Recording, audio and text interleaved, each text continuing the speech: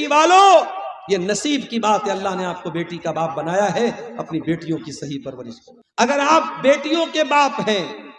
छेली है आपके घर में, लड़की है, बेटी है, आप उसकी परवरिश कर रहे हैं, ये लड़की आपको जहन्नम की आग से बचाने का टिकट लेके आई है। अल्लाह के नबी फरमाते हैं, जिसको 3 बेटी हो, जिसको 3 बहन हो, या 2 लड़की हो, 2 बहन हो, और उन लड़कियों के बारे में वो इंसान अल्लाह से डरता हो और उन लड़कियों के साथ अच्छा सलूक करता हो, वो इंसान जन्नत में दाखिल होगा और वो बच्चियां अपने माँ बाप को जहन्नम की आग से बचाएंगे। अल्लाह के खौफ से रोने वाला,